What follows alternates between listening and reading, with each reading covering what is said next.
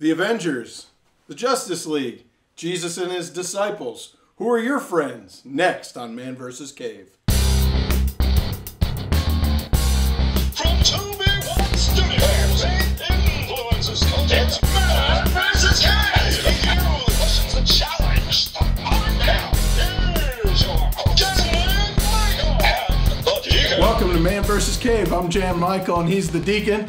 This is Man vs. Cave, the show that asks the questions that define modern man. And today we're going to talk about friendship. Every modern man needs a good friend. And Deacon here is going to talk about friendship with Jesus.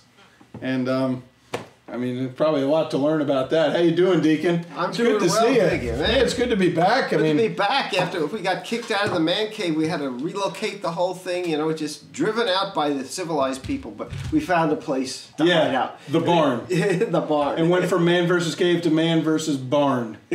So, but that's all right. We still got our cups. Yeah. So that's good. So we want to talk about friendship. What does it mean? People talk about friending people on social media. There's nothing like that we're going to talk about. No, and I have a feeling you're going to talk about something a little bit deeper than friending someone on Facebook. Yeah, but there's actually a model that we have for friendship and what it's all about. And Jesus sets the example what it is to be a friend. He says, no greater love than does a man have for another than he would lay down his life for him. So we have a lot of acquaintances, right? Might. I don't. I only have like two. Most people only have, if they have one or two good friends, they consider themselves fortunate, really good friends. Person or that you can go to regardless, and you can know that they'll be there for you. I don't have any of those, but I know Jesus did. He did. Well, he did and he didn't. He had some that he thought are probably his friends. Yeah, some of them stuck by him, but a lot of them didn't. So let's ask ourselves, how is it that the Son of God, who we think can't make mistakes, chose a couple of people that turned on him or betrayed him, and yet he called them his friends? So let's look at that a little bit. What does it mean? What does it mean, and how can we participate in the friendship of Jesus? Now, there's this thing called the Justice League, and I don't even know anything about this stuff, but I hear there's something about friendship in that, isn't there? Well, yeah, I think in modern time now, there's a lot of things out there where there's friends that come together for a common good, and that's what it sounded like with Jesus. He came together, all these people he had around him, and they all had one vision, one common theme, one directive, and yeah, you watch the Avengers, and you watch the Justice League, and you have all these groups of people together, these superheroes, and that's, when I was thinking about this, it seemed like all these guys got together for one common purpose, and they all had one major theme, and it made me think of Jesus with his disciples and with his followers, because they all had one vision, and they went out and they kind of tried to recruit people to befriend them and hold that same vision they did. And that kind of, when I was sitting in the movies there with the only friend I have in the world, I kind of thought about let your dog in? Yeah. He has one of those vests that you let him in anywhere. But yeah, that's what I kind of thought about, was like, this kind of sounds a lot like what I read in the Bible. So. Yeah, but this is kind of a guy thing. Guys like to establish relationships around a goal, a project, a common interest. And correct me if I'm wrong. You're a great expert on women, right? But it looks like it, doesn't it? But women tend to form relationships that are person-centered. But what was the goal that the men that followed Jesus, and there were women as well, but we don't hear about them as much.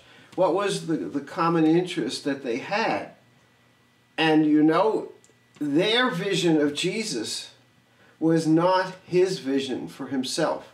And it took them all the 3 years of his public ministry for them to finally realize that.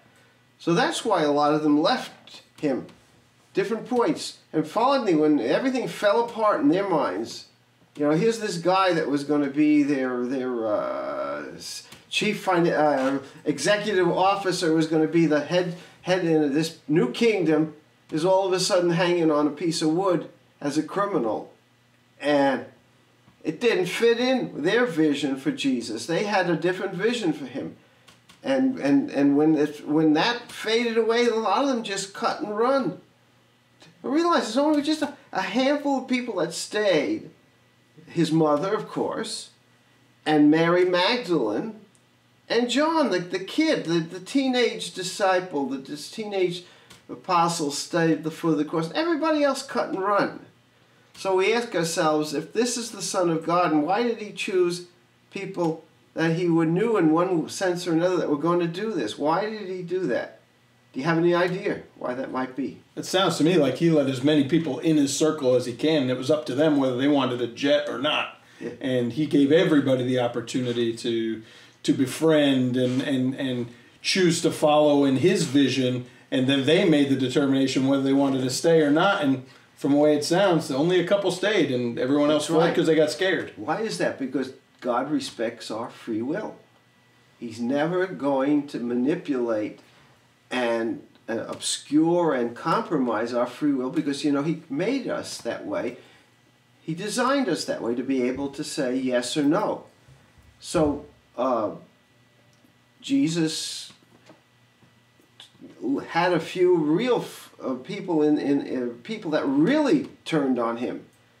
There are a couple of different occasions when we say he lost the majority of his disciples when he starts talking about eating his body and blood. And he says most of his followers left him, most of them.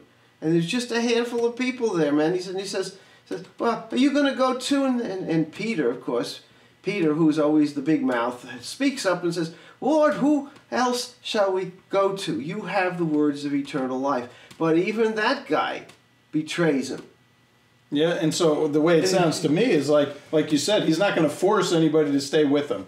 You have your own choices. You can make your own choices, and that's kind of like how we all are. We have our own choices, whether we want to be friends with somebody or not, following your vision or not. It's not a situation where we are forced to do anything. Yeah. And that's where the whole free will comes in. Exactly. And you know, in the day, a learned rabbi had a lot of followers. They were almost like, you know, apprentices or servants. But Jesus said, as things go along, he finally says, I no longer call you my servants. I now call you my friends. And that's a whole different thing. Just think about it. Here's this guy who's the God-man. Yeah. Talking to us imperfect people and says, I want to be your friend.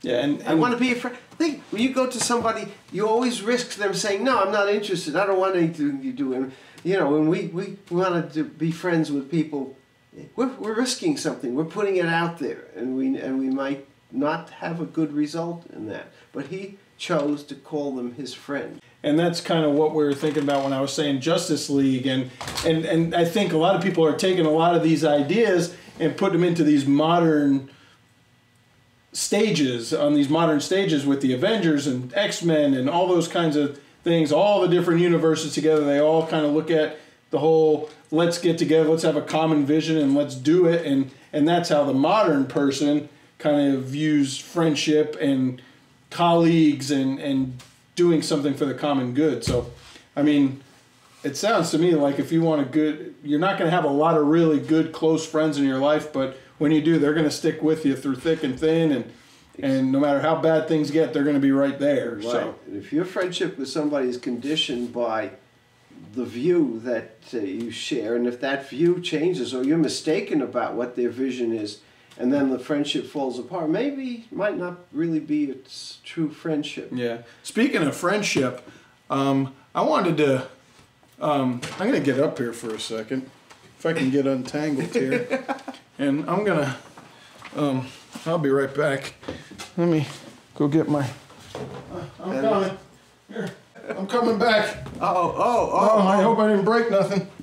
Since we're coming back and talking about friendship, I thought we'd break bread together.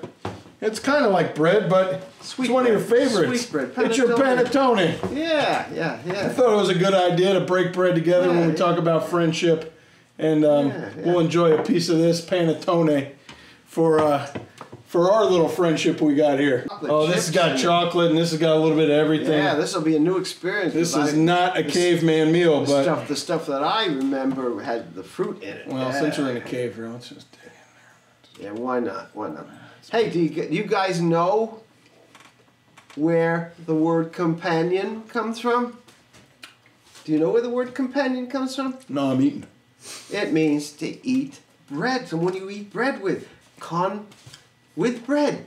There you go. So he's really my companion now. Or he's my companatone. There we go. So that's it for this episode of Man vs. Cave. Thanks for watching. Deke, thanks again for being here with me. Please be sure to subscribe to our channel. And check out the other shows somewhere. It's up there somewhere. But I'm going to keep eating this. It's good.